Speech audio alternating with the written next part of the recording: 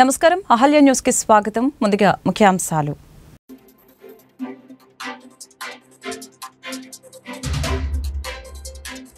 Congress అగ్రనాయకురాలు Rajya Sabha MP Sonia గాంధీకి అస్వస్థత.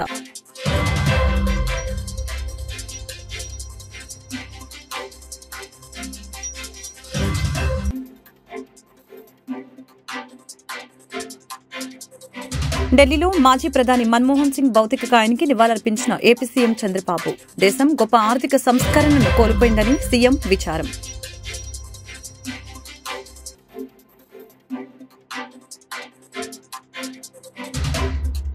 జనవరి 5న నిర్వహిస్తున్న హైందవ శంకరావ బహిరంగ సభకు 2 ప్రచార వాహనాలని జెండా ఊపి ప్రారంభించిన బీజేపీ ఎన్టీఆర్ జిల్లా అధ్యక్షులు అడ్డూరి శ్రీరామ్.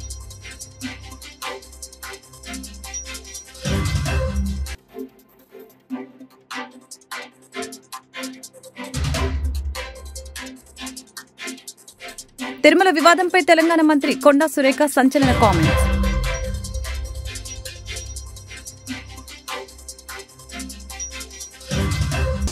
ఢిల్లీలో మన్మోహన్ సింగ్ భౌతిక కాయానికి ఏపీ సీఎం చంద్రబాబు నివాళులర్పించారు. దేశానికి మన్మోహన్ అవిశ్రాంతంగా సేవలందించారని, ఆయన మరణం ఎంతో బాధాకరమని పేర్కొన్నారు. ఏపీ ముఖ్యమంత్రి చంద్రబాబు ఢిల్లీలో మాజీ ప్రధాని మన్మోహన్ సింగ్ పార్థివ దేహానికి నివాళులర్పించారు. చంద్రబాబుతో పాటు కేంద్ర మంత్రులు కింజారపు రామ్మోహన్ నాయుడు, డాక్టర్ పెమ్మసాని చంద్రశేఖర్, టీడీపీ ఎంపీలు కేశినేని చిన్ని, డాక్టర్ బైరెడ్డి, శబరి కూడా మన్మోహన్ సింగ్ కి నివాళులర్పించారు. అనంతరం చంద్రబాబు మాట్లాడుతూ దేశం గొప్ప ఆర్థిక సంస్కర్తను కోల్పోయిందని విచారం వ్యక్తం చేశారు. ఆయన మరణం ఎంతో బాధాకరమని పేర్కొన్నారు. అలాగనే మన్మోహన్ తన సుదీర్ఘ ప్రస్థానంలో అనేక ఉన్నత పదవులు చేపట్టారని, ఆయా పదవుల్ని సమర్థవంతంగా నిర్వర్తించారని కీర్తించారు. దూరదృష్టితో ఆర్థిక సంస్కరణలు తీసుకువచ్చారని చంద్రబాబు కొనియాడారు. ఉపాధి హామీ, ఆధార్, ఆర్టీఐ, విద్యా హక్కు చట్టం తీసుకువచ్చారని వెల్లడించారు. ఇక్కడ నుంచి ఎకనామిక్ అడ్వైజర్గా ఎదిగి డిపార్ట్మెంట్లో ఎకనామిక్ అడ్వైజర్గా పనిచేస్తున్నాయి. ఆ తర్వాత మనం చూస్తే ఆయన ఆర్బీఐ గవర్నర్ కావడం, అదేవిధంగా డిప్యూటీ చైర్మన్ ప్లానింగ్ బోర్డు కావడం, యూజీసీ చైర్మన్ కావడం, ఇలాంటి అనేకమైనటువంటి ఉన్నతమైన పదవులు, అది పబ్లిక్ పాలసీ విషయంలో కావచ్చు, లేకుంటే ఎకనామిక్ పాలసీస్ కావచ్చు, ఇవన్నీ కూడా ఇన్వాల్వ్ అయ్యి ఫైనాన్స్ మినిస్టర్ అయ్యాడు. ఫైనాన్స్ మినిస్టర్ అయినప్పుడు ఈ దేశంలో మన కొత్త ఆర్థిక పరిస్థితి అందరూ చూశారు. ఆ రోజు మనకు కావాల్సినటువంటి ఇంపోర్ట్ చేసుకోవాలంటే ఫారిన్ ఎక్స్చేంజ్ లేని పరిస్థితిలో ఎకనామిక్ రిఫార్మ్స్ తీసుకొచ్చారు. ఒక దిశ నిర్దేశించారు. అదే కాకుండా దేశానికి దూరదృష్టితో ఎకనామిక్ రిఫార్మ్స్ తీసుకొచ్చి దానివల్ల ఈరోజు మనందరం మాట్లాడుకునే భారతదేశం గ్రేట్ నేషన్ అవుతుందంటే ఆ రోజు ఆయన తీసుకున్న రిఫార్మ్స్. ఆయన ప్రధానమంత్రిగా మీరు చూస్తే అతి ముఖ్యమైనటువంటి 4 పబ్లిక్ పాలసీ తీసుకొచ్చాడు. ఒకటి, ఆ రోజు ఆయన చేసింది ఎంప్లాయ్మెంట్ జనరేషన్ కోసం నరేగా తీసుకొచ్చారు. రైట్ టు ఇన్ఫర్మేషన్, ఈరోజు మనం అందరం కూడా ఇన్ఫర్మేషన్ ఏది కావాలో తీసుకుంటామంటే ఆ రోజు రైట్ టు ఇన్ఫర్మేషన్ తీసుకొచ్చారు. రైట్ టు ఎడ్యుకేషన్, కంపల్సరీగా చదువుకోవాలి, ఆ విధంగా రైట్ టు ఎడ్యుకేషన్ తీసుకొచ్చారు. ఈరోజు యుఏఐడి కింద ఆధార్ ఏదైతే అథెంటికేషన్ ఉందో అది ఎక్కడ కూడా ఏమాత్రం కూడా ప్రభుత్వం ఖర్చు పెట్టే డబ్బుల్లో ఫ్రాడ్ లేకుండా చేయగలిగారంటే అది ఒక పెద్ద అసెట్గా చేయగలిగారు. ఇలాంటి వినూత్నమైన పాలసీలు తీసుకొచ్చిన వ్యక్తి మన్మోహన్ సింగ్ గారు. ఎవరికి కూడా ఈ గౌరవం దక్కదు. ఒక అకాడమిషియన్, ఒక పాలిటీషియన్, ఒక ఎకానమిస్ట్, ఒక బ్యూరోక్రాట్, ఈ 4 కూడా సమర్థవంతంగా పనిచేసిన వ్యక్తి, రాణించిన వ్యక్తి మన్మోహన్ సింగ్ గారు. అలాంటి వ్యక్తి ఈరోజు మన దగ్గర లేకపోవడం చాలా బాధ, దేశానికి తీవ్రమైన నష్టం. కానీ ఆయన ఐడియాలజీ శాశ్వతంగా ఉంటుంది. ఆయన ప్రారంభించిన రిఫార్మ్స్ శాశ్వతంగా ఉంటాయి.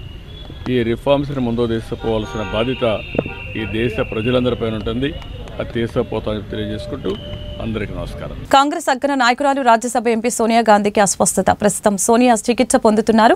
తల్లి సోనియా వెంట ప్రియాంక గాంధీ ఉన్నారు. ఇదిలా ఉంటే శుక్రవారాల్లో కర్ణాటకలోని బెళగావిలో కాంగ్రెస్ వర్కింగ్ కమిటీ సమావేశాలు జరుగుతున్నాయి. ఈ సమావేశాలకు సోనియా, ప్రియాంక హాజరు కావాల్సి ఉంది. కేవలం రాహుల్ మాత్రమే సమావేశంలో పాల్గొన్నారు. తిరుమల వివాదంపై తెలంగాణ మంత్రి కొండా సురేఖ సంచలన వ్యాఖ్యలు చేశారు. మా దూరదృష్టి వలన శ్రీశైలం కోల్పోయాం, ఆంధ్రకి ఇవ్వాల్సి వచ్చింది. తిరుమలలో తెలంగాణ భక్తుల పట్ల నిర్లక్ష్యం చూపిస్తూ ఉన్నారు. మా తెలంగాణ భక్తుల మీద ప్రత్యేక దృష్టి సారించాల్సిన ప్రాధాన్యత ఇవ్వాలని చెప్పారు. టీటీడీ తరపున తెలంగాణలో ధర్మ ప్రచార నిధుల్ని కేటాయించాలని అన్నారు. కాకపోతే మాకు కొంత ఇబ్బందికరమైన వాతావరణం ఎక్కడుందంటే తిరుమల తిరుపతి దేవస్థానం నుండి మా తెలంగాణ నుంచి వచ్చేటువంటి భక్తులు కొంత గత గవర్నమెంట్ నుంచి నిర్లక్ష్యానికి గురి కాబడతా ఉన్నారు. ఆ విషయంలో మేము ఇప్పుడు ప్రస్తుత గవర్నమెంట్ తో మంతనాలు జరుపుతా ఉన్నాము. గతంలో తెలుగుదేశం ప్రభుత్వం ఉన్నప్పుడు అధికారంలో ఉన్నప్పుడు ఏ విధంగా అయితే కొన్ని పద్ధతులు నియమాలు పాటించేవాళ్ళు అదే పద్ధతిలో మా ప్రభుత్వానికి కూడా వారు ఇవ్వాలని వారికి మేము రిప్రజెంటేషన్ కూడా ఇవ్వడం జరిగింది. ముఖ్యమంత్రి గారు కూడా ఈ రాష్ట్ర ముఖ్యమంత్రి గారితో కూడా మాట్లాడడం జరిగింది. వారు కూడా ఒక పాజిటివ్ వేలో మేమందరం కూడా చర్చించుకొని మొన్ననే వాళ్ళ కమిటీ కూడా వేయడం జరిగింది. కాబట్టి కమిటీలో నిర్ణయించుకొని మరి తెలంగాణకు నుంచి అధిక భక్తులు వస్తారో అధిక రాబడి కూడా వస్తుంది. మరి గతంలో మాకు అక్కడి నుంచి కళ్యాణ మండపాలు కానీ గుళ్ళ డెవలప్మెంట్ల కోసం కానీ కాలనీ గుళ్ళ కోసం కానీ మాకు చాలా నిధులు వచ్చేవి. మరి అదే విధంగా మళ్ళీ ప్రతిష్టాత్మకంగా చేపట్టిన హైందవ శంఖారావం బహిరంగ సభకు హిందువులందరూ కూడా రావాలని భారతీయ జనతా పార్టీ ఎన్టీఆర్ జిల్లా అధ్యక్షులు అడ్డూరి శ్రీరామ్ పిలుపునిచ్చారు. ఆంధ్రప్రదేశ్ విశ్వ హిందూ పరిషత్ ఆధ్వర్యంలో జనవరి 5న నిర్వహిస్తున్న హైందవ శంఖారావం బహిరంగ సభకి మద్దతుగా శుక్రవారం పశ్చిమ బీజేపీ కార్యాలయంలో 2 ప్రచార వాహనాలని బీజేపీ ఎన్టీఆర్ జిల్లా అధ్యక్షులు అడ్డూరి శ్రీరామ్ జెండా ఊపి ప్రారంభించడం జరిగింది. ఈ ప్రచార రథాలు వాడవాడల తిరుగుతూ హిందువులందరినీ చైతన్యవంతం చేసేందుకు ప్రచారం చేస్తాయని తెలియజేశారు. పశ్చిమ ఎమ్మెల్యే సుజనా చౌదరి సహకారంతో 2 ప్రచార రథాలు ఏర్పాటు చేసినట్లు తెలియజేశారు. ఈ కార్యక్రమంలో పాల్గొన్న విశ్వ హిందూ పరిషత్ ఎన్టీఆర్ జిల్లా సహాయ కార్యదర్శి కొంపెల్లి శ్రీనివాస్ మాట్లాడుతూ విశ్వ హిందూ పరిషత్ తలపెట్టిన హైందవ శంఖారావం బహిరంగ సభ విజయవంతం కోసం 2 ప్రచార రథాలని అందించిన పశ్చిమ ఎమ్మెల్యే సుజనా చౌదరికి కృతజ్ఞతలు తెలిపారు. హిందూ దేవాలయాలకు స్వయం ప్రతిపత్తి కల్పించాలన్న ముఖ్య లక్ష్యంతో హైందవ శంఖారావం సభను నిర్వహిస్తున్నట్లు చెప్పారు. ప్రతి ఒక్క హిందువు ఈ సభకి హాజరై దిగ్విజయం చేయాలని కోరారు.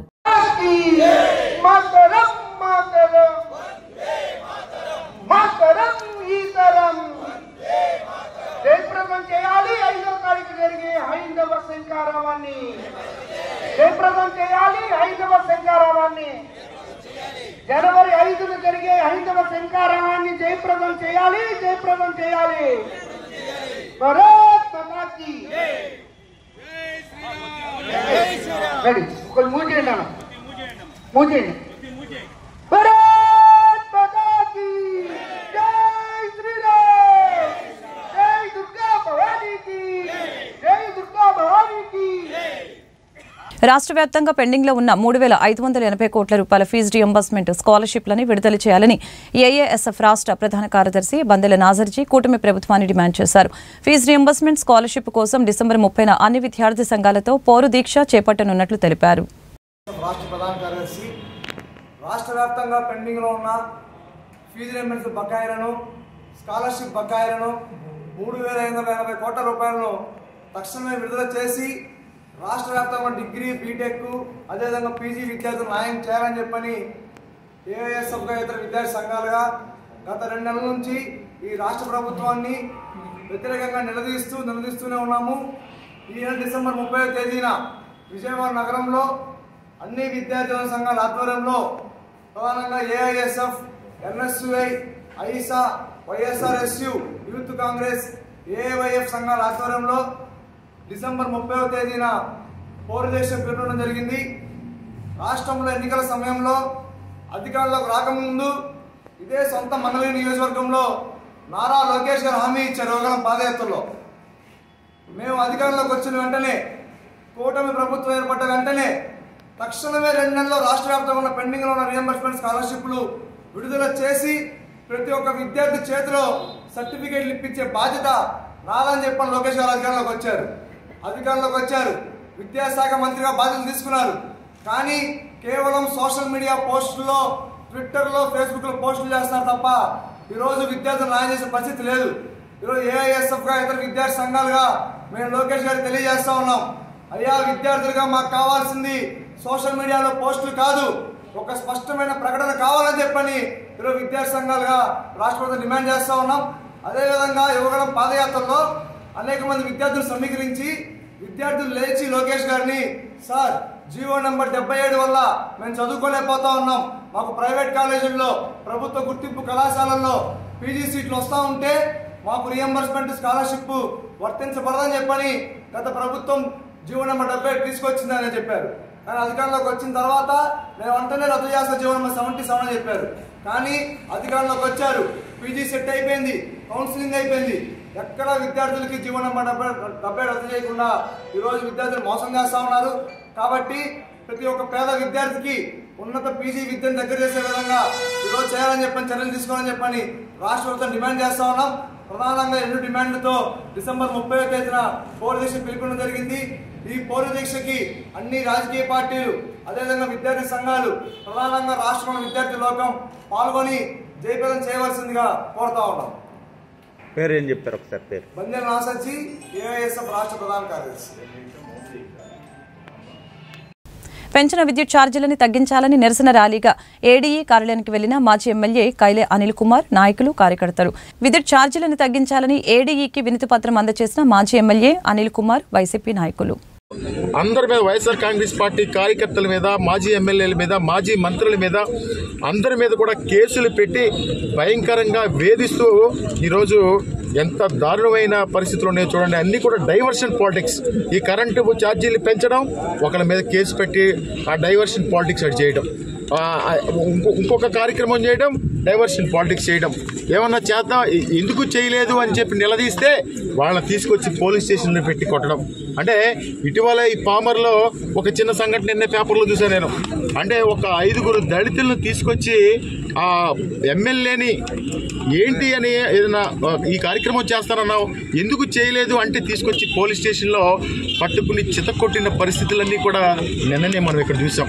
ఇదంతా కూడా రాష్ట్ర వ్యాప్తంగా కూడా ఈ విధంగానే రాష్ట్ర ప్రజల్ని మోసం చేసి అధికారంలోకి వచ్చినటువంటి చంద్రబాబు నాయుడిని రోడ్ల మీద ఇలా అడగడమే కాదు, రోడ్ల మీద నడవలించే పరిస్థితులు కూడా రాబోయే కాలంలో ఉండవని చెప్పి కూడా ఈ సందర్భంగా మనం చేసుకుంటూ, మీరు గనక కరెంటు ఛార్జీలు తగ్గించకపోతే క్షేత్రస్థాయిలోకి వెళ్ళి ఆందోళన చేసి ప్రజలలో చైతన్యం తీసుకొచ్చి మిమ్మల్ని రోడ్ల మీద తిరగనిచ్చే పరిస్థితులు కూడా ఉండవని చెప్పి కూడా ఈ సందర్భంగా మనం చేసుకుంటూ, ఇదే విధమైనటువంటి దాష్టికాన్ని, ఇదే విధమైనటువంటి దాడుల్ని ఈ 6 నెలల్ని కూడా కొనసాగిస్తూ ఉన్నారు.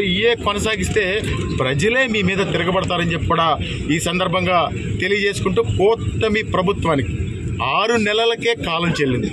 6 నెలలకే ప్రజలు తిరస్కరణ. చరిత్రలో 6 నెలలు తిరక్క ముందే ప్రజల నుంచి ఇంత వ్యతిరేకం తెచ్చుకున్నటువంటి ఈ ప్రభుత్వం ఏదన్నా ఉందంటే ఈ కూటమి ప్రభుత్వం అని చెప్పి కూడా ఈ సందర్భంగా మనం చేసుకుంటూ, మీరు కనుక ఈ విద్యుత్ ఛార్జీలు తగ్గించకపోతే మా పోరాటం ఉధృతం చేస్తాం. అదేవిధంగా మీరు చెప్పినటువంటి వాగ్దానాలన్నీ కూడా అమలు చేయకపోతే క్షేత్రస్థాయిలో ప్రజల దగ్గరికి వెళ్ళి మీ భోగత్వం అంతా కూడా బయట పెడతామని చెప్పి కూడా ఈ సందర్భంగా మనం చేసుకుంటూ, అయ్యా పామరు ఎమ్మెల్యే గారికి నేను మీ ద్వారా చెప్తా ఉన్నా, ఇది ఎస్సీ కాన్స్టిట్యున్సీ. దళితుల యొక్క ఆలోచనలు, దళితుల యొక్క మనోభావాలు, అదేవిధంగా డాక్టర్ బిఆర్ అంబేద్కర్ గారు రాజ్యాంగం రచించిన స్ఫూర్తితో మీరు ఎమ్మెల్యేగా పనిచేయండి. కానీ దళితులను తీసుకొచ్చి రోడ్ల మీద తీసుకొచ్చి పోలీస్ స్టేషన్లో కొట్టడం అనేది అది చాలా దారుణమైన విషయం అని చెప్పి ఈ సందర్భంగా ఆ ఎమ్మెల్యే గారికి ఆయన బాధ్యతను గుర్తు చేస్తూ ఈ కార్యక్రమానికి విచ్చేసిన ప్రతి ఒక్కరికి కూడా ధన్యవాదాలు తెలియజేసుకుంటూ, రాబోయే కాలంలో ఈ కూటమి ప్రభుత్వానికి బుద్ధి చెప్పే రోజులు మీ అందరూ కూడా తీసుకొస్తారు. వైఎస్ఆర్ కాంగ్రెస్ పార్టీ కార్యకర్తలందరూ కూడా సైనికుల్లా ఉన్నారు. ఏదైతే ఆయన అబద్ధాలు. వైసీపీ నేత మాజీ మంత్రి పేర్ని నానికి చెందిన గోడంలో రేషన్ బియ్యం మాయం కేసులో పబ్లిక్ ప్రాసిక్యూటర్ మారారు. 9వ అదనపు జిల్లా జడ్జి కోర్టులో పేర్ని నాని సతీమణి జయసుధ ముందస్తు బెయిల్ పిటిషన్పై వాదనలు జరుగుతూ ఉండగా స్పెషల్ పబ్లిక్ ప్రాసిక్యూటర్గా విజయ వాదనలు వినిపించారు. అయితే ఈమె పోలీసులకు సహకరించడం లేదన్న విమర్శలు వస్తున్న నేపథ్యంలో ఆమె స్థానంలో జిల్లా కోర్టు పీపీగా వ్యవహరిస్తున్న లంకె వెంకటేశ్వరరావును నియమించారు. ఇచ్చిన హామీలను ఏ ఒక్కటి అమలు చేయకుండా ప్రజలని మోసం చేసిన ప్రభుత్వం చంద్రబాబు ప్రభుత్వం అని మాజీ ఎమ్మెల్యే సింహాద్రి రమేష్ బాబు తెలిపారు. కరెంటు ఛార్జీల బాధుడిపై వైఎస్ఆర్సీపీ పోరుబాటులో భాగంగా అవనిగడ్డలో సింహాద్రి రమేష్ బాబు ఆధ్వర్యంలో వైఎస్ఆర్సీపీ కార్యాలయం నుంచి విద్యుత్ సబ్ స్టేషన్ వరకు ర్యాలీగా వెళ్లి విద్యుత్ శాఖ డిఈ సుబ్రహ్మణ్యానికి కరెంటు ఛార్జీలు తగ్గించాలని వినతి పత్రం అందజేశారు. ఎలక్షన్ ముందు మొన్న ఒక వాగ్దానం చేశాడు చంద్రబాబు నాయుడు గారు. నా 5 ఏళ్ల కాలంలో నేను విద్యుత్ ఛార్జీలు పెంచను, వీలైతే తగ్గిస్తానన్నాడు.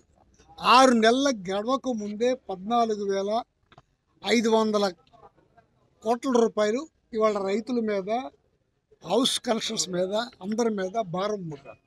చెప్పేవన్నీ ఒకటి, చేసినవన్నీ ఒకటి. ఇవాళ మీ అందరికీ దేశమంతా, రాష్ట్రం అంతా ఇవాళ ఆంధ్ర రాష్ట్రంలో చేసిన వాగ్దానాలు నెరవేరుస్తారా, నెరవేర్చడానికి చూసినప్పుడు ఏ ఒక్కటి నెరవేర్చుకోకుండా మేము వాడిపోవడానికి కారణం మా జగన్మోహన్ రెడ్డి గారు, వాళ్ళు గెలవడానికి కారణం చంద్రబాబు నాయుడు గారు. నేను ఎందుకని మా జగన్మోహన్ రెడ్డి గారు అన్నానంటే, జగన్మోహన్ రెడ్డి గారు నోటెంబడి వచ్చిన ప్రతి మాట నిజాయితీగా, నిబద్ధతగా చేయగలిగిన పని నేను చెబుతాను. ఆ అంటం మూలంగా ఈయన వాడిపోయాడు.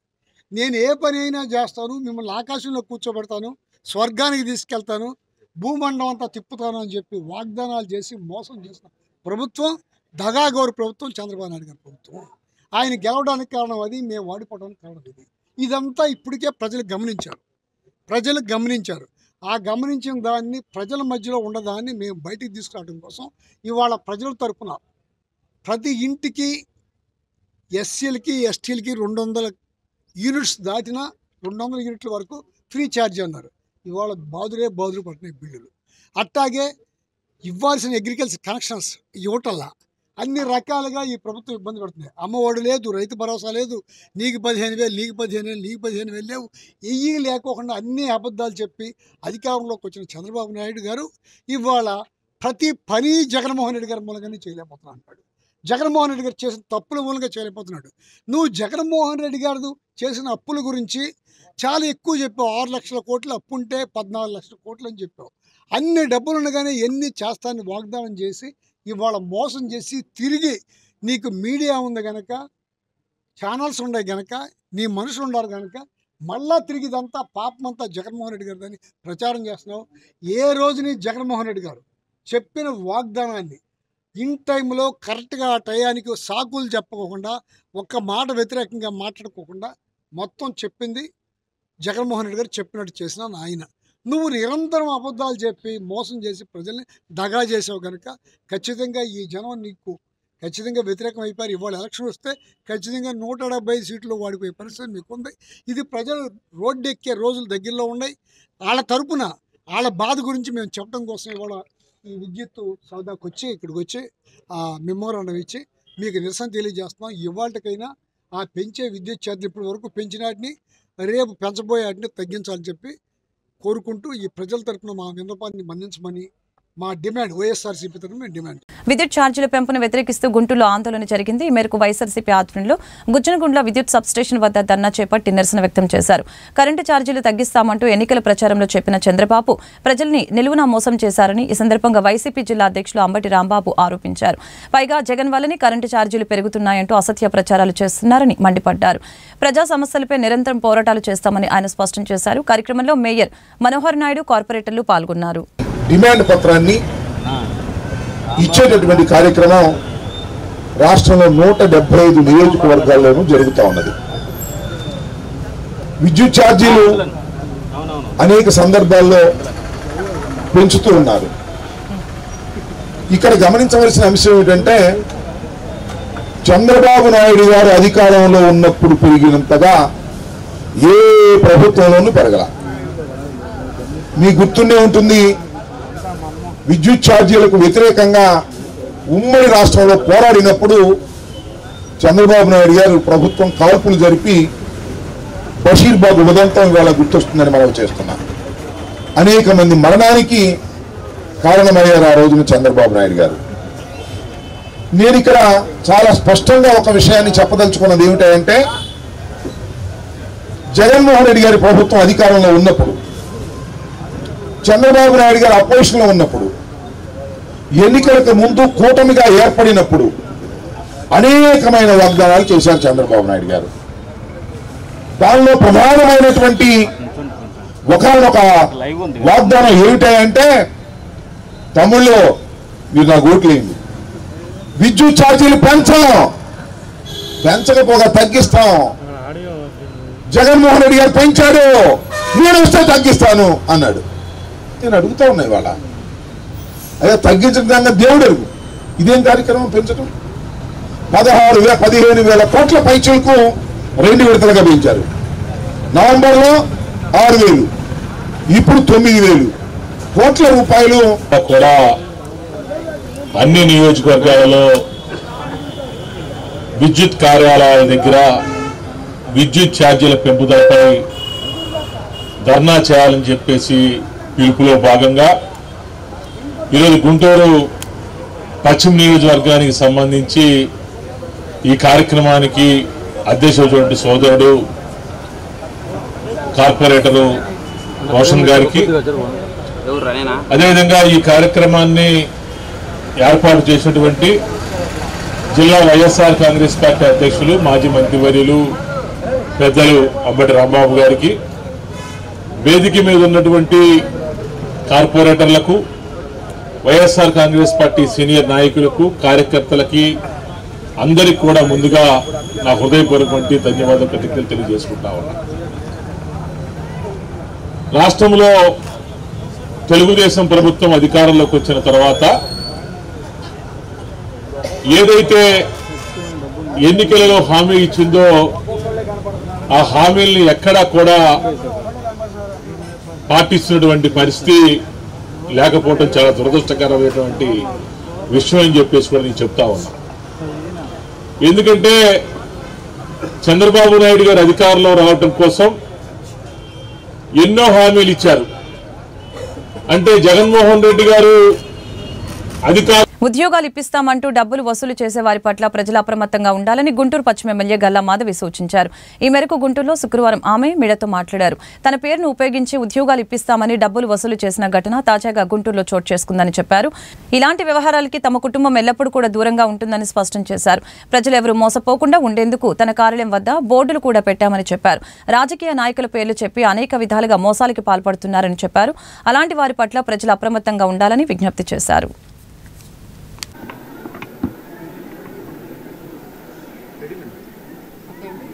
ఈరోజు వార్తల్లో పేపర్లో ఏదైతే అంశం నడుస్తూ ఉందో పేరు చెప్పుకొని పొలిటికల్ లీడర్స్ పేర్లు వాడుకొని బయట ఏ ఆర్థిక నేరాలకైతే పాల్పడుతూ ఉన్నారో ఎంతోమంది, దాన్ని మనం నిత్యం ఎక్కడో చోట చూస్తూనే ఉంటాం. ఈరోజు గుంటూరు పశ్చిమ నియోజకవర్గంలో కూడా అలాంటి సంఘటనని చూడడం జరిగింది. అయితే ఈ పాలిటిక్స్లో బోల్డ్ అన్ని నష్టాలకు ఓర్చుకొని ఏదైనా మన సమాజానికి ఒక సేవను అందించాలి అనే ఒక సేవా దృక్పథంతో పాలిటిక్స్లోకి రావడం జరిగింది. అదేవిధంగా డెవలప్మెంట్ ప్రాసెస్లో ముందుకు వెళ్ళిపోతూ ఉన్న పరిస్థితి మాది. అయితే ఇలా పేరు వాడుకొని ఎవరైనా సరే వాళ్ళు ఇలాంటి వాటికి పాల్పడితే మాత్రం నేను మాత్రం ఎట్టి పరిస్థితిలో ఉపేక్షించను. ఖచ్చితంగా వారు చట్టం ఏ పని చేసుకుంటూ పోవాలో ఆ పని చేసుకుంటూ పోతుంది. దాన్ని మేము ఎట్టి పరిస్థితిలో ఎవరిని కూడా ఎంకరేజ్ చేయడం జరగదు. కాబట్టి మన సిబ్బంది పేరుతో కావచ్చు, అన్న చెల్లెళ్ళు తమ్ముళ్ళు అనే పేరుతో కావచ్చు, లేదంటే మా సన్నిహితులు అనే పేరుతో కావచ్చు, లేదంటే మాకు చాలా ఆప్తులైన వారు అని పై స్థాయి సిబ్బంది అయినా కావచ్చు, ఎవరైనా విడిగా వ్యక్తులు కావచ్చు, లేదంటే మంచి హోదాలో ఉన్నవాళ్ళు కావచ్చు, ఏ విధానమైన పరిస్థితుల్లో జనరల్గా ఏంటంటే ఎక్కడైనా కూడా పలుకుబడి అనేది ఇలాగ వాళ్ళ వల్ల ఏదైనా ఇవ్వకపోతే ఇబ్బంది కలుగుతుందేమోనని ఒక భయం వాళ్ళని ఇలాంటి పనులు చేసేలాగా చేస్తుంది. వీళ్ళకి నేరస్తులకి ఇది ఒక అదునులాగా వాళ్ళు తీసుకోవడం, ఈ భయము ఈ యొక్క అవకాశవాదం రెండు కలిపి ఇలాంటి నేరాలకి జనరల్గా కారణమవుతూ ఉంటాయి. ప్రజలందరికీ ఒకటే మనవి చేస్తున్నాను, పేరు చెప్పి పెద్దవాళ్ళ పేరు చెప్పి ఎవరు ఇలాంటి మోసాలు చేస్తున్నా కూడా వాటిని ఎట్టి పరిస్థితుల్లో ఎంకరేజ్ చేయకూడదు.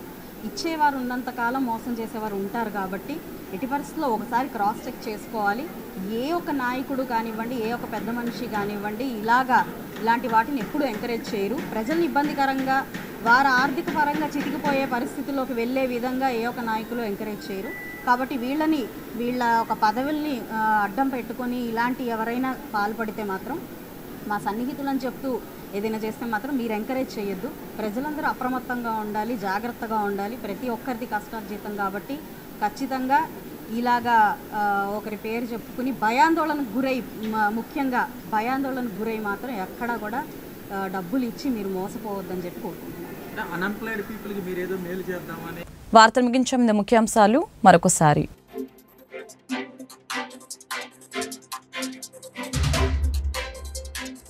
కాంగ్రెస్ అగ్రనాయకురాలు రాజ్యసభ ఎంపీ సోనియా గాంధీకి అస్వస్థత.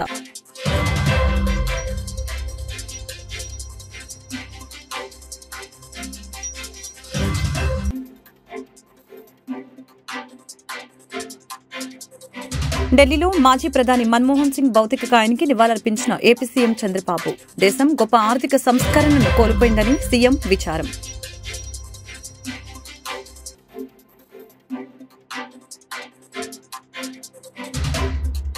జనవరి 5న నిర్వహిస్తున్న హైందవ శంకరావు బహిరంగ సభకు 2 ప్రచార వాహనాలని జెండా ఊపి ప్రారంభించిన బీజేపీ ఎన్టీఆర్ జిల్లా అధ్యక్షులు అడ్డూరి శ్రీరామ్.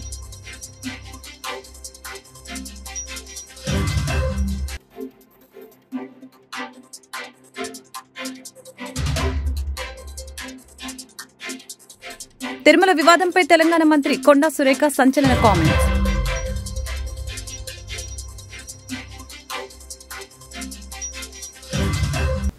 ఈ వార్తలు ఇంతటితో సమాప్తం. మరొక బులెటిన్లో మళ్ళీ కలుద్దాం.